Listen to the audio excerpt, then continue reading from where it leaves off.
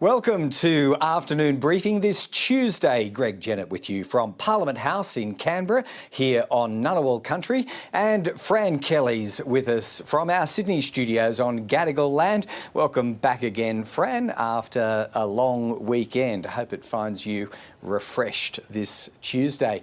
Week 3 is well and truly underway now after those Anzac Day commemorations, but the dominant theme of national security, Fran, has barely shifted since week 2.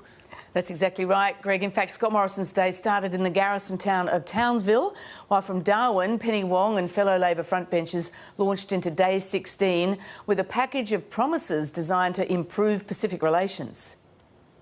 Gee, that smells good. That smells fantastic. We're on to the croissant. Well, he'll be campaigning in Townsville, but he's really aware that Queensland is just absolutely crucial to the coalition's chances of being re-elected. Here we go. The agreement that's now been reached between Solomon Islands and China on Scott Morrison's watch raises a very real risk of Chinese military presence in the Pacific. Our relationship with the Solomon Islands is about them. There we go. That's how you do it. And wanting to empower them and for them to have their national security. We don't want to see that compromised by countries coming in from outside the region which have other agendas. Scott Morrison is big on beating his chest here in Australia, but he's not so good at doing the work on building the relationships in the Pacific. We have, as people know, announced today additional funding for the Pacific. This funding of $525 million to the Pacific and Timor-Leste over the next 4 years will be used to expand existing projects and to develop new projects. And there is an event later today which we can show you some of what this money can be used for. This is a demonstration of our ration packs. One of these bags is enough food for 24 hours for the team. Quite an operation here. Here we go. Watch these things. Yes, please watch your step. Yep. Today we've announced the $60 million program, which is providing grants of up to $25,000 for small businesses, up to $50 million, $25,000 and $50,000 for medium-sized enterprises, which they have to match, which is investing in better energy technology in their businesses. Yeah, so this turns at about 16 RPM and it passes all the wrong. That's what they do here. That's what these big round things do. And they'll make more big round things for different purposes. And they'll know how to do it.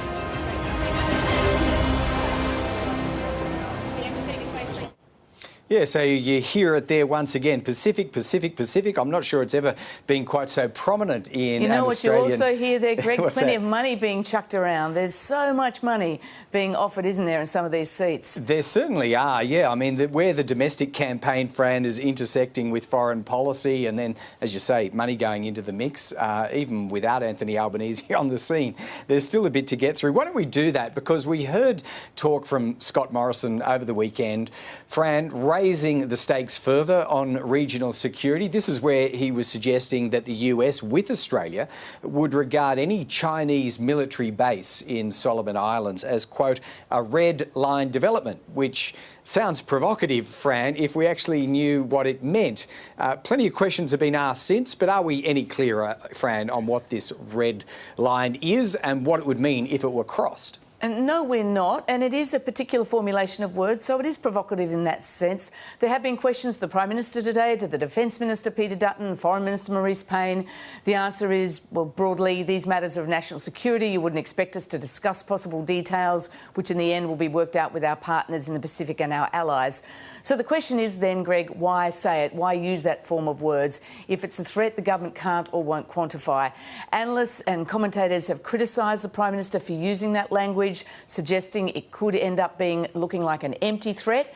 What submarines, what forces, what weaponry does Australia possibly have to take on China if it goes ahead and builds a missile base? Could the rhetoric tempt China to do so, to test that threat?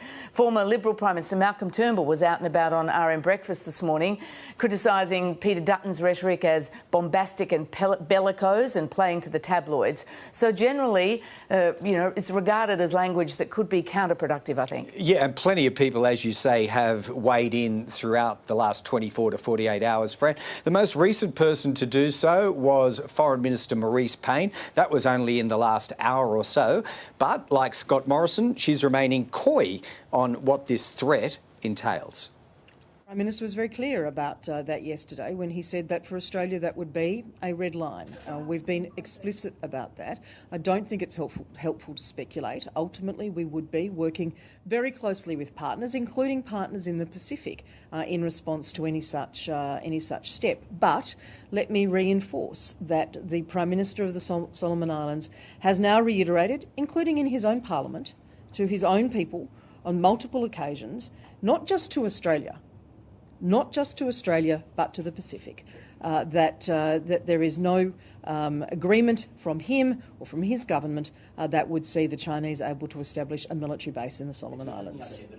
Well, that may or may not come as much reassurance to the opposition, to the Labor Party, which in Anthony Albanese's absence meant that it fell to Labor's shadow Foreign Minister Penny Wong. She stepped up with her own form of Pacific step-up plan today, multi-pronged, covering Pacific Defence Force training here in Australia, foreign aid funding, more intelligence and surveillance of Pacific fisheries, and, yes, $8 million over the next 4 years for the ABC to do more Pacific broadcasting. She was asked about the Prime Minister's red line and, yes, she saw red too. The prospect of a Chinese base less than 2,000 kilometres from Australia's coastline is dramatically detrimental to Australia's security interests. That is occurred on Mr Morrison's watch. And their response appears to be more chest beating. Can I say there's no point in beating your chest if you're beaten to the punch?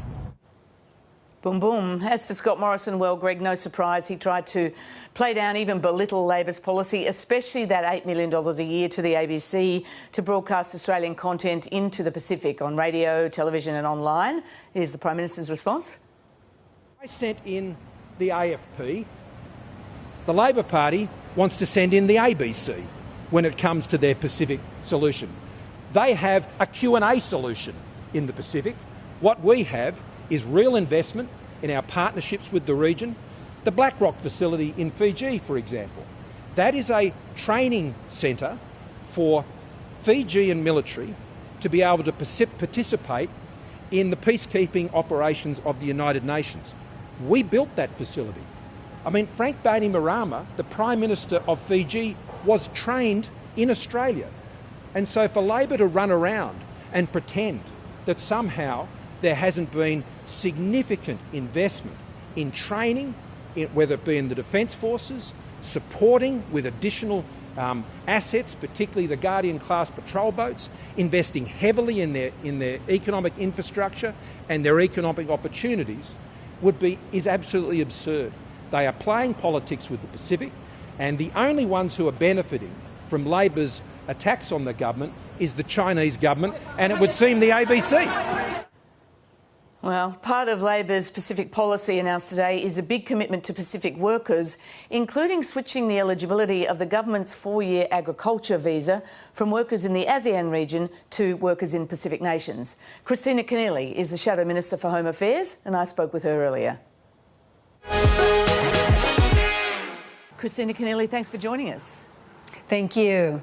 Well, you heard the words there from Scott Morrison earlier. As Prime Minister, he deployed the AFP to the Pacific. Labor's plan is to deploy the ABC. Why is this a priority?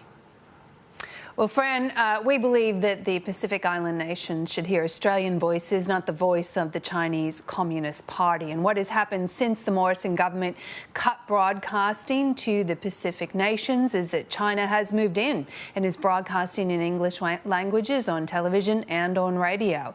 But Labor's plan to boost the Indo-Pacific broadcasting by providing additional funding to the ABC is part of a whole-of-government approach, one that takes in economic support, climate infrastructure support, defence and strategic support, and importantly, people-to-people connections. It's part of our whole-of-government plan to strengthen our Pacific family.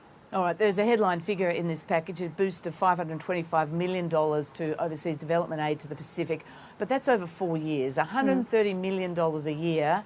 in an overseas development budget next year of $1.85 billion. It's a drop in the ocean, isn't it? Well, it's one part of the plan, Fran, and it is an important part of the plan, particularly considering that the Morrison government, indeed this tired 9-year-old Liberal government, has cut close to $12 billion from the overseas aid budget. Yeah, so but that nevertheless, we start... you're going to increase the aid budget to the Pacific by $130 million a year in a total pot of $1.8 billion. Again, is it going to make much difference? Fran, all of this will make a difference, and it's not one initiative being seen in isolation. We're also going to institute the Pacific Defence School, strengthening the institutional relationships and the security we provide in the region in partnership with Pacific nations. We're going to deliver the Indo-Pacific Broadcasting Boost. We're going to reform the Pacific Australian labour mobility schemes, providing important economic support to Pacific nations. And importantly, Fran, and quite importantly, Australia will step up to be the First Nation of choice for our Pacific nations. What Scott Morrison has done is stepped back. This hasn't been a Pacific step up, it's been a Pacific stuff up. And the consequence of that is that China has stepped in to fill a void. They do not share our values and our interests. We do have shared values, interests and relationships in the Pacific, and we need to strengthen those now. Yeah, but where's the big shift here? I mean, Foreign Minister Marise Pyne basically says what you're doing is just more of what they're doing. Will we get announcements of what this extra $130 million in aid, for instance, what projects would be covered by that? Is there any different direction? Well, in fact, what we will be doing is working with Pacific nations to deliver the projects that they identify and they need. So they're not determined yet? This $130 million is not determined around projects? These are projects because, Fran, we are dealing with our Pacific family and we need to work with them to deliver the projects that they want and they need. But I can tell you, for example, one of the things Pacific nations have told us is they want greater maritime security and surveillance. And so we are doubling the efforts in terms of the maritime security to help them police their exclusive economic zones. They lose some $150 million US per year due to illegal and unregulated fishing. And we will also work with them in order to combat illegal drug and gun smuggling through their waters. It's this type of practical support, deepening relationships, deepening partnerships that does make a difference. And I completely reject Marise Pyne's characterization. This is a foreign minister who didn't even get up from her desk and fly to the Solomon Islands when the government was warned the Solomon Islands were contemplating signing a security deal with China. It is quite clear that the Morrison government have dropped the ball, the biggest national security failure since World War II. Okay. China now has a foothold in the Solomon Islands, just some 1,600 kilometres from Cairns. That has happened on Scott Morrison's watch, and we need to begin repairing those relationships. Let's go to some of the economic and people-to-people links. As Home Affairs Shadow Minister, or if you were Minister, you'd be responsible for the visa categories. And Labor's announced an uncapped agriculture visa now for the Pacific. Is this replacing the Coalition's ag visa for the ASEAN nations, or will it accommodate both ASEAN workers and Pacific workers? What we are doing, Fran, is supporting an agriculture visa. The difference between Labor and the government is the source countries. The government sought to undermine the Pacific Australia labour mobility programs by introducing an ag visa for ASEAN nations only. What we are doing is taking the government's ag visa and relocating it under the Pacific Islands labour mobility program. And that but why have you done that? Why have you done that? Because farmers have been calling for this ag visa category to be added for years, and the reason they want it to cover the ASEAN countries is because they say they're a bigger population source, a bigger skill source. They just can't get the worker numbers and skills they need from the Pacific alone. Have you ignored what farmers have been calling for? Fran, in fact, I've spoken with the farmers and asked them what do they want out of an ag visa, and they said they wanted a visa that provided certainty, long-term certainty, portability, and uncapped. What we know from the government's ag visa, not one worker has arrived. We know that it's capped at 1,000 a year. We know that it is not working. So what we are delivering is what the farmers want in terms of the visa architecture. The only thing that changes are the source countries where the workers come from. There are 55,000 pre-screened workers ready to go, ready to come to Australia. The difference between Labor and the government, Labor's ag visa has 55,000 workers ready to go. The government's ag visa has not one. But just to be clear, all those workers pre-approved from the Pacific under your scheme, yeah? Absolutely. And let me tell you why. Because when Pacific workers come to Australia to work in agriculture, they send money back home. It's an important economic boost. Some $2,200 every 6 months. When they leave Australia, they take some $6,200 with them. It's an important economic boost to the Pacific nations. All right. The government has already signed a memorandum of understanding with Vietnam for the ag visa scheme. If you win government, will you honour that or scrap it? Well, Fran, the government haven't released the details of the agreement, so I can't speak to exactly what's in it. But let me be clear, we will honour any agreement that has been struck with Vietnam, and we will work with them upon coming to government to work through what they have actually been promised by the Morrison government. The Labor opposition has been critical, describing the government as hairy-chested, Scott Morrison as hairy-chested over his rhetoric, saying, you know, Australia will not allow a Chinese military base to be built in the Pacific. But in government, what would you do to stop it? Well, Fran, we've announced today a significant boost to our Pacific family, a significant step but how up. would that stop a military base being built? And what if China moved ahead? What would a Labor government do? Fran, let's be clear. The only reason the Prime Minister's out there talking about so-called red lines is because he dropped the ball already and allowed China to come walking through the front door to the Solomon Islands. This is hairy-chested, chest-thumping rhetoric from a Prime Minister who talks a big game but has delivered so little and dropped the ball when it comes to the Pacific. OK, but if the government of Australia does not have a red line, if a red line is, you know, in your view, not appropriate, what is? Fran, let me be clear. The only reason the Prime Minister is using the language of the red line is because he's trying to cover up for the mess that he has made in the Pacific, the incompetent handling of the Solomon Islands when he found out they were contemplating a deal with China. He didn't go and see Prime Minister Sogavare. He didn't send his Foreign Minister, Maurice Pyne, to speak to the Solomon Islands. They waited till the deal was just about to be signed and sent a junior Burger Zed Seselja. I mean, this isn't how a government acts towards our Pacific family. And that's why today Labor has announced this whole-of-government plan encompassing defence and economic support and people-to-people connections and broadcasting and climate change infrastructure.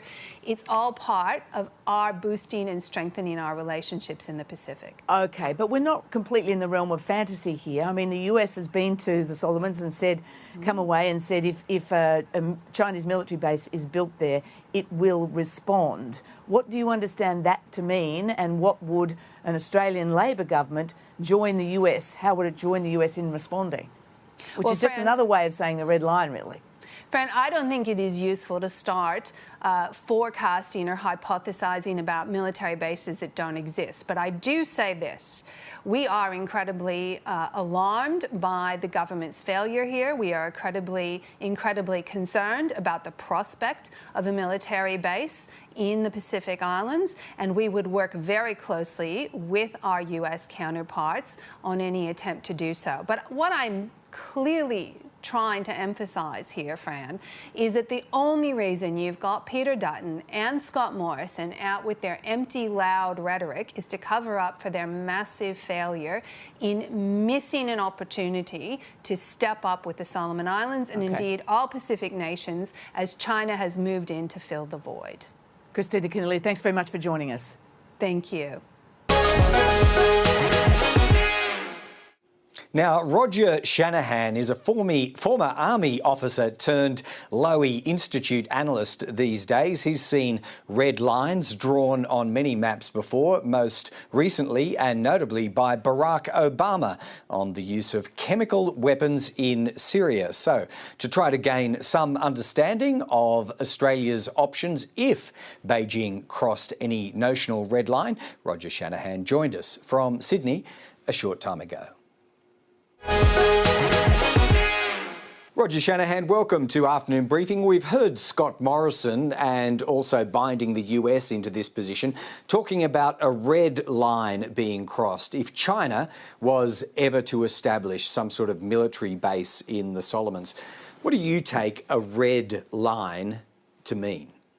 Well, it can mean anything, which is probably the reason why it was used. It's ill-defined, and during election campaign, that's probably what you want to do, send a message about red lines, but not say what those red lines actually are. So, I don't think anybody actually knows what it means because it is too ill-defined a term. Okay, but are they effective if threatened publicly, even if ill-defined? We'll try to put some definition around it in a moment if we can, but do they serve a purpose in being threatened publicly?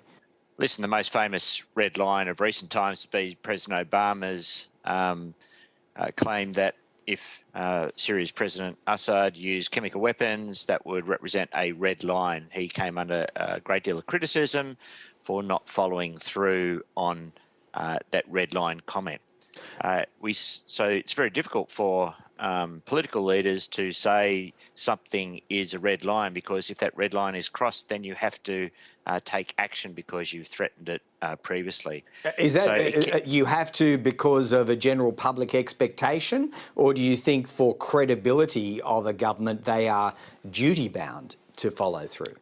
Yeah, for both reasons. If you say something as a political leader is a red line and then that red line is crossed, then you're on a bound to follow through with that policy, not only for your own credibility as a political leader, but for the credibility of what you say in the future, if you ever want to use that term again, and for the credibility with the public, because you have told the public that a certain action constitutes a red line, and if you don't follow through when that red line is crossed, then you lose credibility with your voting population as well. Yeah, now the White House's NSC coordinator for the Indo-Pacific, Kurt Campbell, was somewhat more circumspect in the written statement that followed his visit to Honiara.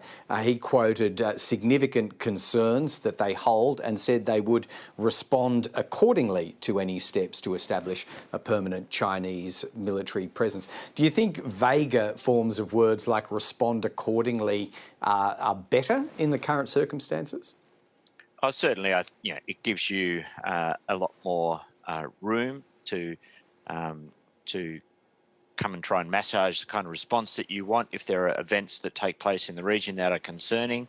But a red line is a very finite thing. So if an action is taken, the public and the international community expect a reaction as a result of that. That's why political leaders tend to shy away from using such a definite term as red line. But again, we're in an election campaign, so the public wants, or the government wants to project this idea that they are very certain about actions, even though in the future they might not follow through on that. And do you think a nation like China sitting in Beijing might discount rhetoric that is delivered in a democratic national election accordingly, that is not take it as seriously when they hear these words in the current context?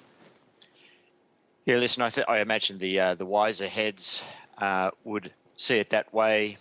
Publicly, though, you've got to push back on that kind of rhetoric, but privately you probably understand the context in which it's been delivered, which is a national election campaign when the government is in political trouble. Okay, so if we could imagine that a Chinese military presence were to be established in the Solomon Islands in the next few years, realistically, what are the military or foreign policy options that Australia might be able to use under those circumstances?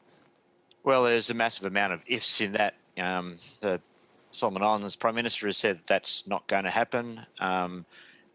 If there was some kind of Chinese military presence on Solomon Islands, then the Australian government would have to see exactly what kind of presence that was. Is this significant? Is this just window dressing?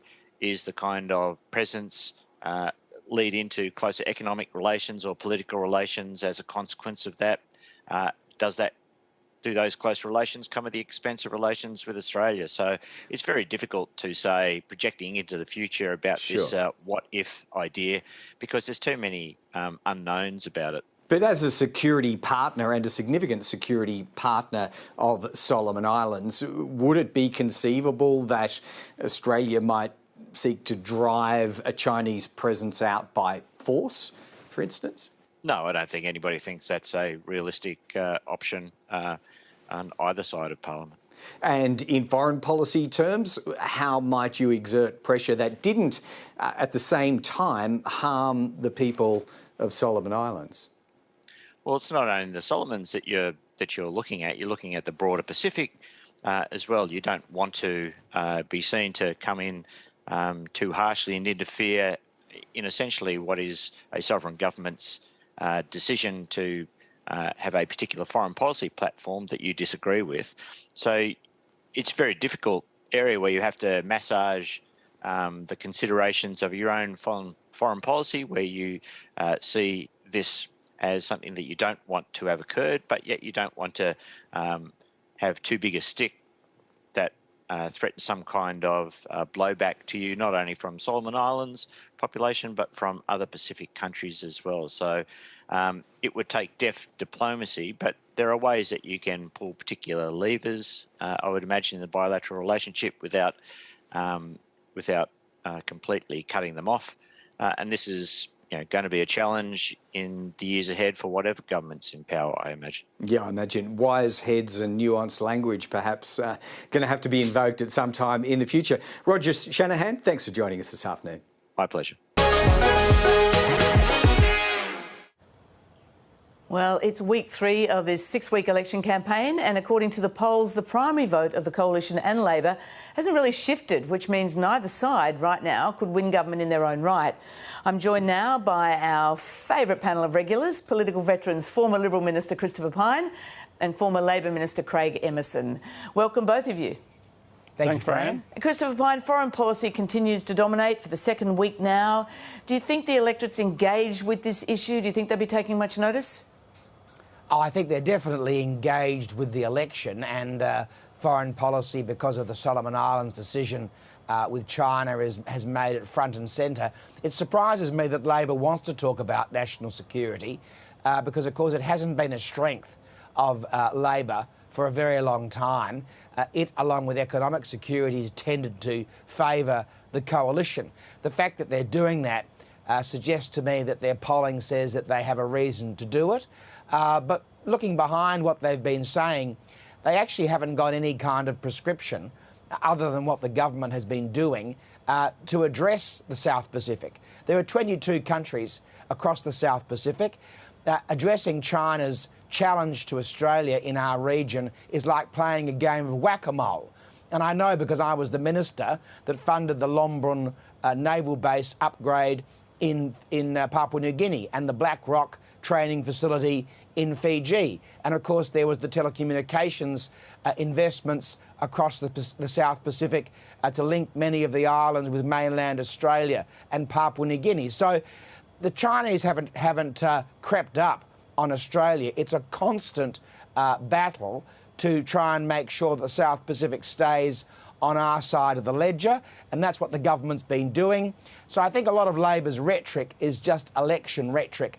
I haven't heard anything yet from them about what they would have done differently to the government in the last 10 years. And yet, Craig Emerson, as Christopher Pyne points out, Labor's still going at the government over this issue. You know, I've heard from a few people now that the government's happy as long as we're talking about national security. They see that as their territory and a plus for them. But I guess Labor must be getting some feedback suggesting this is working for them or they wouldn't keep doing it. What do you think's going on here? Yeah, I think there's a bit of a superficial analysis that on the part of the coalition to say this is great, whenever we're talking about national security, we're ahead. This has been a terrible failure of diplomacy, and I don't think anyone objectively would have a different view to that. To deal with Chris's legitimate questions about, well, what would Labor do differently, it does matter that you actually go to these countries, and I accept that Christopher had done that, but that hasn't been happening on anywhere near the level that is required. When I worked for Bob Hawke, we went to the Pacific Island forums, and sure, there were all the formal gatherings, but there's also sitting around the pool and just having a chat. Not always about politics either, and I think that matters. And you know, well, we don't know though that Scott Morrison that. hasn't been doing that. He has been to the Pacific Island forums. In fact, he said he's had 100 contacts with Pacific Island leaders. He said he's very engaged with them. Mean? Well, visits and phone calls. Yeah, so he has been to those, but he has been to those meetings. Well, okay, so I still stand by my comment that this is a catastrophic failure. So if he's been terrific, and done all of that, then how come they didn't know this was going to happen until quite late in the piece? I mean, the other points that were made, I think, by Kristina Keneally was that increasing foreign aid, the Pacific Island Worker Program, which was a Labor initiative, by the way, all of these things matter. And we are in a situation, as you say, unusually, where there's a debate on foreign policy, on national security, which is probably working out in favour of the Labor Party, because every ordinary, everyday Australian would say something badly has gone wrong here. Christopher Pyne, you mentioned you were a minister for this area. You were a minister in the Malcolm Turnbull government. Malcolm Turnbull, former Liberal Prime Minister this morning, has also categorised this as a major foreign policy failure. He's criticised the Defence Minister, Peter Dutton, for his bombastic and bellicose language. He said aiming to get headlines in the tabloids. How damaging is that coming from a former Liberal Prime Minister, and do you agree with Malcolm Turnbull? No, I don't agree with Malcolm, and he remains a good friend of mine, and I was the minister responsible for the Pacific Step Up, which was $1.5 billion of support for the South Pacific across defence and foreign aid. And we're the only country, by the way, in the world with an embassy or a high commission in every single one of the 22 capitals across the South Pacific. That was an initiative of the Morrison government. So I think Malcolm, in an election campaign, former Prime Ministers, as my mother used to say, if you've got nothing nice to say about anybody, it's best to say nothing at all. The truth is we should let the current leaders battle it out, Anthony Albanese and Scott Morrison. They've both got a story to tell. The truth is that the world has changed in the last 3 to 6 or 7 years since I was in the defence portfolio. China is much more forward-leaning than it was. I think the Australian public know that whoever was in government, Labor or coalition, the Chinese would be working away at trying to get a country like the Solomon Islands. But we also don't know yet what this actually means. And we know that there's an MOU, there's a security agreement, there's no commitment or acceptance of a military base in the Solomon Islands. But if China was to try and build such a base, the Australian government, alongside its allies like France and the United States, would have to take very serious action. And in that situation, you want a coalition government in power to make those tough decisions. You make the point that we don't know what the deal actually contains. Julie Bishop, long-time former Foreign Minister, said that's exactly why Foreign Minister Marise Pyne should be on a plane now to try and get those details out of the Solomons. Do you agree? Would you have been on a plane? I think the MOU between China and the Solomon Islands is in the hands of the government. I think we do know what the agreement states. I think the point that we've made, or that Marise Pyne and others have made, is that we don't know, and neither has the government of the Solomon Islands confirmed, whether it means any kind of military base. Okay. So we're definitely getting the cart before the horse on this issue, but it is an election campaign, Fran, so I wouldn't be surprised to see a lot of things being said that after the election will be reversed. OK, and that's exactly what the voters don't like. Craig Emerson, Penny Wong's been handling this. Anthony Albanese is still in isolation with COVID. What impact is the isolation of the leader having on Labor's campaign? Any at all, do you think? Well, not much, if any at all, but I'd just like to finish off on what Christopher said, on what he had to say. Essentially what he's saying is that the Morrison government stuffed it up, so if they can just get re-elected, they'll try to fix it up. That's not a very good pitch. That's not a very good pitch. And I will add this one point. I know a bit about the Pacific Island countries. It was deeply insulting for the man who's now the Defence Minister say, well, it doesn't really matter because they wouldn't be thinking about that. They'll have water lapping around their feet from global warming. I mean, that is a terrible statement to make. And they will all have noticed that, not just the Solomon Islands. But going back to your question, Fran, about, you know, whether... I knew you'd like me to come back to it. But, look, sure, if you're in an electorate, people kind of know that, but most of the communication from an election campaign comes through this sort of medium, through television, radio, a bit of print, but I think television, radio are the most important, and those can be done from isolation. It's not ideal, but I don't think it's decisive. Christopher, you do think it's made much difference, and do you think the government's made the most of it? Look, I don't think the government has tried to take advantage of it. Everyone's obviously disappointed and sorry for Anthony that he's got COVID. Hopefully it's not a very serious bout of it. And he seems to be getting on with the job. I think in some respects Labor headquarters would be pleased that he's not out doing press conferences where he can't answer the questions. So there's probably been a silver lining to the cloud for the Labor campaign. All right, well, I'll leave that there. Take that as a comment, as they say. The primary vote of both major parties stuck around the middle 30s, not high enough for either party to form government in their own right. What is this telling us? That neither side has managed to really strike a chord with the electorate, Craig?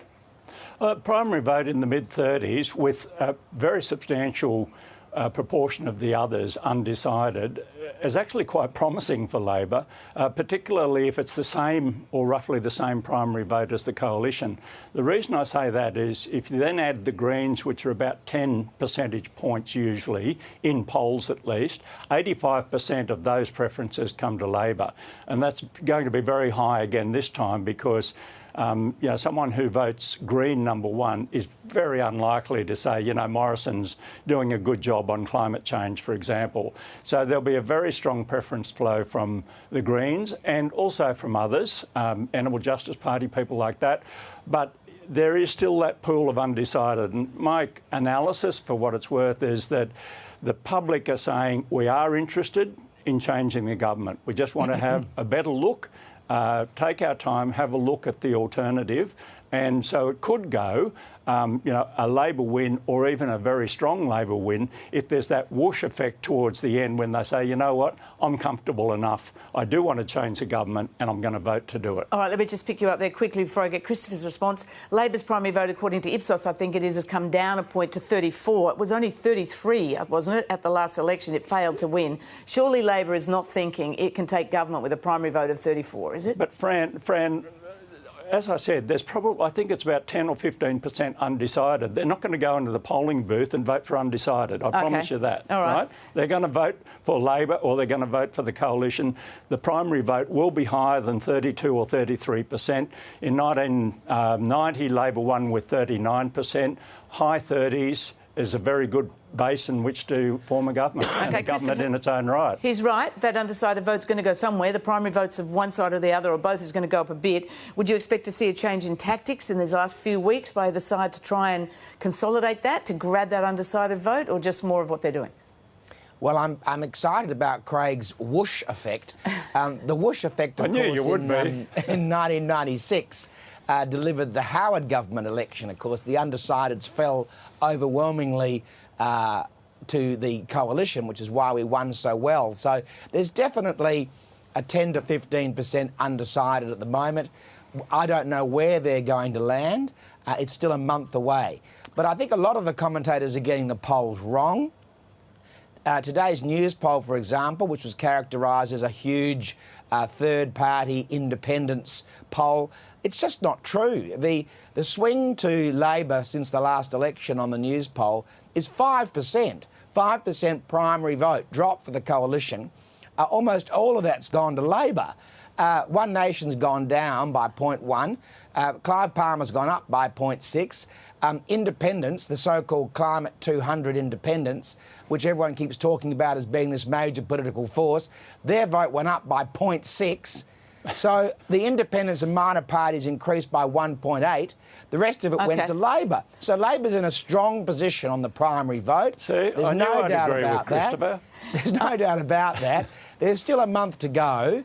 and the undecideds will decide the election. But anyone who says that there's a huge movement to the Greens and independents and One Nation or Clive Palmer is living in la-la. OK, well, that's why we have you two on, because you know in detail these sorts of things. You know a lot too, perhaps, Christopher, particularly you've had a marginal seat at times about pork barrelling. In the 9 newspapers today, the Coalition says that the 9 newspapers say the Coalition significantly outspending Labor in a seat-by-seat election promise breakdown, $833 million a day in campaign promises from the Coalition. Does spending money in seats deliver votes, in your experience, Christopher? Well, the last 2 election campaigns, Fran, my slogan was Pyne delivers. Well, I'll take that as a yes then. In one of those elections, it was just a photograph of a submarine with Pyne delivers emblazoned across the submarine. So the reality is, of course, in regional electorates and suburban electorates and whole states, people look to what the government's doing for them. And remember that saying, what have you done for me lately? It's not good enough to have done something 20 years ago.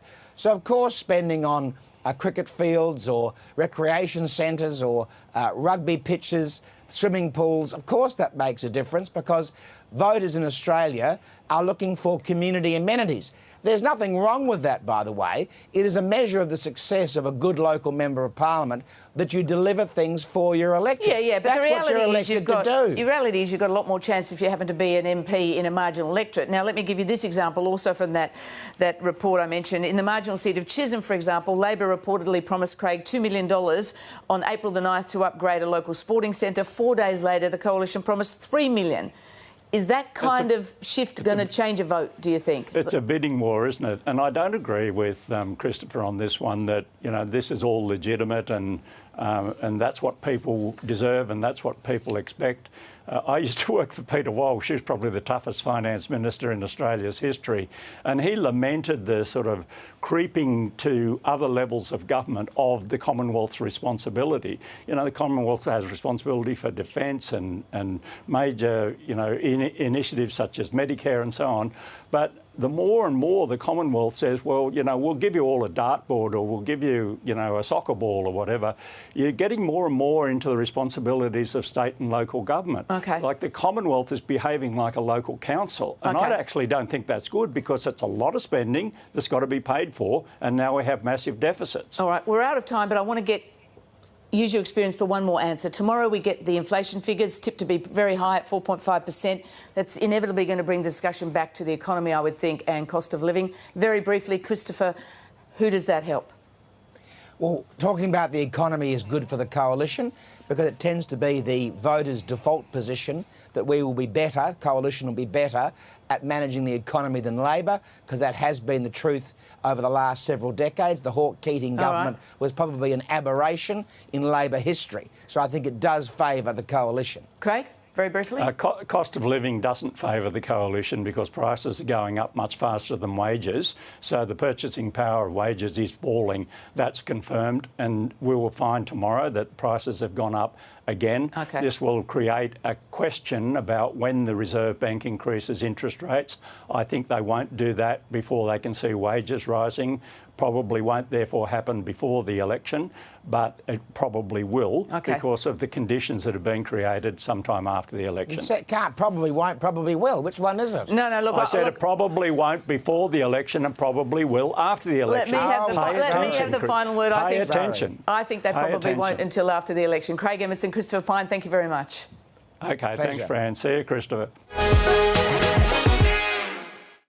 OK, time now for a discussion of the issues of the day and the week with our panel of current political members, senators in this case, and that's National Senator Matt Canavan, who's joining us from Yeppoon, and Labor Senator Murray Watt is joining us today from Miriam Vale. And for viewers not familiar with Senator Canavan's setup, we do offer the standard disclaimer that he's using his own camera equipment in his own office, and we don't exert any control over any messages in that office. With that said, though, Matt Canavan, why don't we go to the issue that is emblazoned behind you, and that is energy. Is there any wiggle, or as some people say, wriggle room on Australia's net zero commitment on emissions?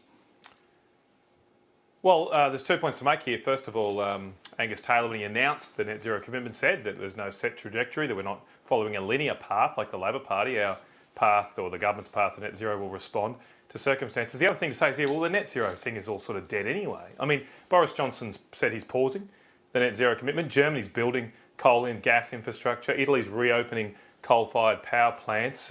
It's all over. I mean, it's all over bar the shouting here. And then we're talking about something that is in, 28 years away. You know, what will happen in 28 years' time, or the policies that will happen in 10 or 20 years, I think should be up to the Australian people. Right. In 10 or 20 years. Some people governments make commitments, won't even vote today or vote this week. Some people make commitments, some governments around the world, many in fact, are making what are called nationally determined contributions. They are out and out commitments to the world through the UN, and Australia signs up in blocks of 5 years. You don't believe your own government's commitment? Yep. Well, I don't believe any of them. I mean, look, let's get real here. The Paris Agreement, which the NDCs are based on, it's not a binding agreement. It's not a treaty. It didn't go through the US Senate, hasn't gone through our Parliament. It doesn't bind any government. There are no penalties on anybody who breaches it. And we see time and time again countries not living up to their expectations. About the only country that has done it is Australia. But again, I mean, I just don't believe any of these commitments. And we've just seen in the last few months how much folly it is to plan something so detailed for 30 years' time, when within the blink of an eye, the world can change when Vladimir Putin invaded Ukraine. And it has changed.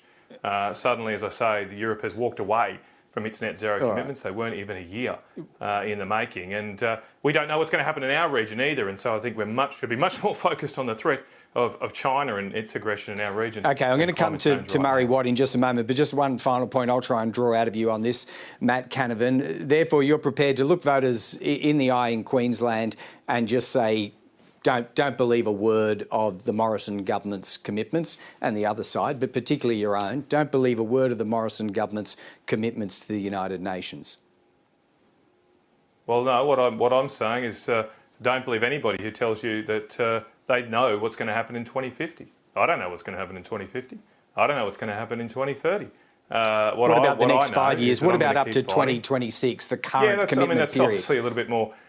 That's exactly, I was about to move on to that. What I know is that this government will not put in a carbon tax like Labor is planning to do. It will not impose new burdens on our mining industry, not just coal mining, iron ore mining, gas, all around the country, the thing that is actually making us wealth. And whatever the inflation figure says tomorrow, it's going to be higher under Labor because they are going to impose a new carbon tax. We will not do that. And we'll keep people's living costs down and protect their jobs. All right, let's take that over. Then that is an invitation to you, Murray Watt, because Matt Canavan's obviously referring to the safeguards mechanism here, and Labor's had to do a little bit of tidying up. To his point about Labor effectively taxing or increasing prices on power and other industries, can you rule that out?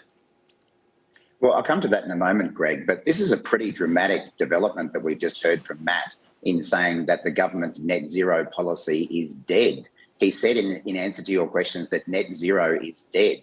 That is the first time that we've had any member of the Morrison government say that their policy to reach net zero by 2050 is dead. I've been saying it for months, over the last 24 hours, we've seen the split between the Liberal and the National Party on this issue widen in the middle of an election campaign, with Nationals saying that this policy is not binding and any number of Liberals saying that it is binding. But now we've got a member of the National Party in the government saying that the policy is entirely dead. That is a huge development, and Scott Morrison has got to actually say to people whether this policy is real or not. I mean, we've known for a long time that the policy is a farce from the government because it relies on technology that hasn't been even invented yet. But now we've got a member of Scott Morrison's own government saying that the whole policy is dead.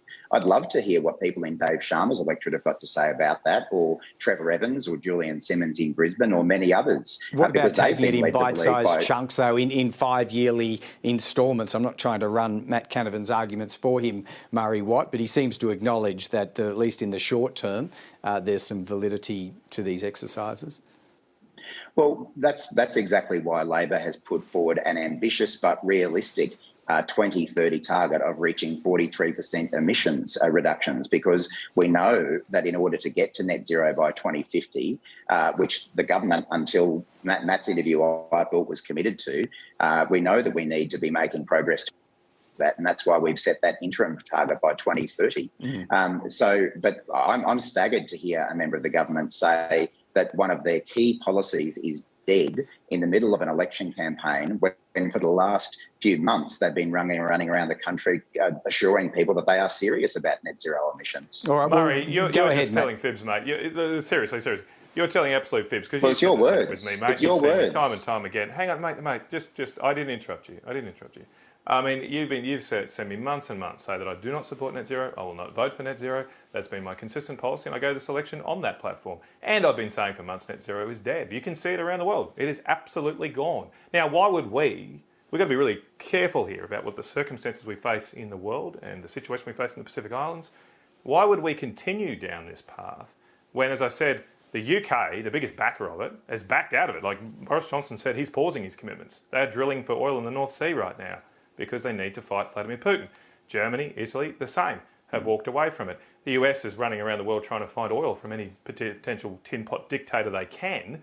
This whole thing is a farce.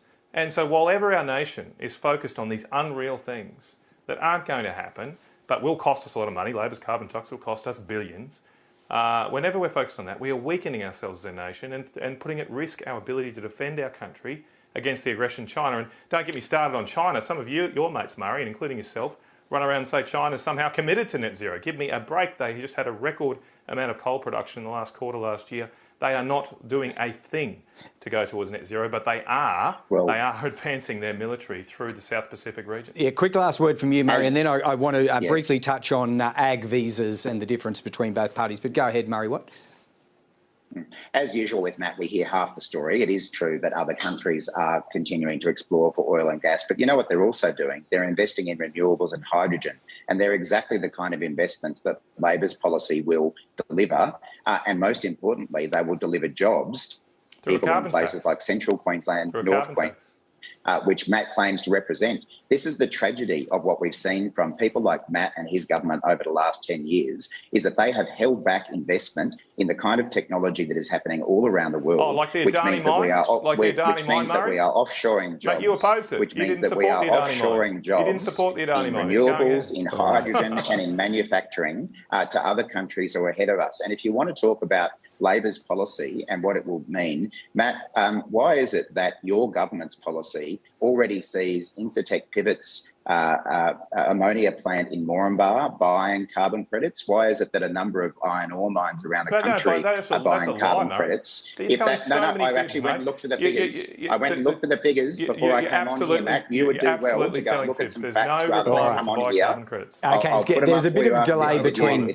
There is a bit of delay between both of you, and I think that's adding or compounding to the difficulties of communication. Look, very briefly and finally, because I did just want to cover it off. Do you accept, Matt Canavan, that under Labor, the Pacific workers, the ag visa scheme that your government negotiated or was in the midst of negotiating would become null and void, rolled into a Pacific scheme?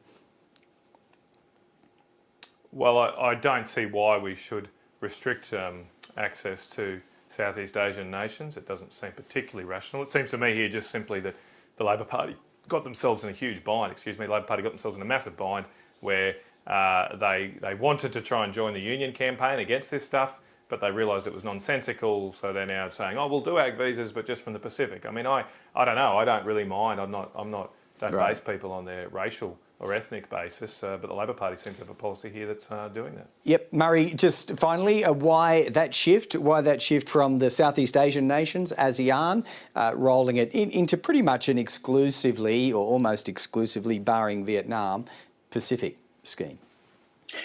The short answer, Greg, is because it will work. And the reason we know that it will work is that the Pacific Labor Scheme has been working. The National Party, under David Littleproud, made big promises that their ag visa would deliver workers to farmers in Australia despite Christmas last year. It still hasn't produced a single one, whereas over the last few years, the Pacific Labor Scheme has worked as a way of supplying farmers with the labour that they need, while also providing much needed income to people in the Pacific. Yep. There's over 50,000 workers who have already been screened as ready to come and work here from the Pacific. We think that's a much more effective way to get the much needed workers onto Australian farms rather than some scheme that the government has come up with that hasn't delivered a single worker. All right, well, a bit of stark choice emerging on that policy front, if not the other one that we spent a fair bit of time discussing today. Matt Canavan and Murray Watt, thanks so much for joining us on Afternoon Briefing once again. Thanks, Greg. Good to talk to you guys. OK, just finally from this end before we bring Fran back in, as bakers, barristers or as welders, we've been reminded often in this campaign that politicians aren't the most talented practitioners on the tools.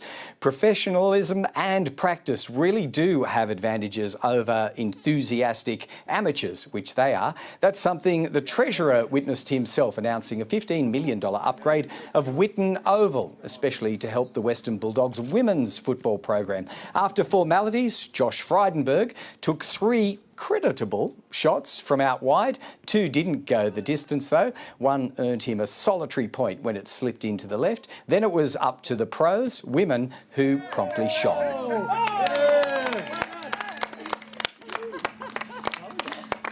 Awesome kick. That's the way you do it, and maybe the Treasurer should stick to trying to hit some economic targets, I wonder. Fran, there are a few things just to mop up, though, in the last minutes remaining. Fran, some spirited debate happening there still on climate change after, what are we saying, 10 to 15 years of climate wars? Yeah, I mean... Matt Canavan is right. He has been saying this for a long time, but very, very interesting for him to be so adamant in the middle of this election campaign that net zero is gone. He's hardening it. You're right. He's been there, but he's kind of like dialling it up. Yeah, and he's really putting the strictures around the coalition's policy on this now. So that was interesting to me. And Murray. Murray Watt, yeah. Murray Watt, yeah, said he had came back with some ammunition saying, look, the government's own scheme is locking in some emissions reductions for some of these big companies, and Matt Canavan was disputing that. So there's a lot of dispute around this still. But I think that comment from Matt Canavan will make things a lot harder for people like Dave Sharma in Wentworth or Trent Zimmerman, for instance, in North Sydney. I think it's also worth, just want to point out today, Greg, in the interest of fairness, we are an election campaign. We've been speaking a lot today about defence, policy around the Solomon Islands, and we have invited the Foreign Minister, Marise Pyne, onto the program today, and she was unable to join us, so hopefully she'll join us at some other point. Sure thing. We will stick away and keep working on those requests, and we are, as everyone knows, trying to cover as wide a field as we can on a policy and personnel front from both sides. But Greg, that's just for another worth day. Pointing out too, I think an ABC investigations into the Liberal candidate for Bennelong, Simon Kennedy, in trouble with some of the comments or the people he's joined around vaccines and mandates. So that's probably going to get a run too, I suspect. The Prime Minister was asked about it today. OK, yep, we'll keep across that. That is it from Fran and us today, though. Stay with us on ABC News. We'll be back tomorrow.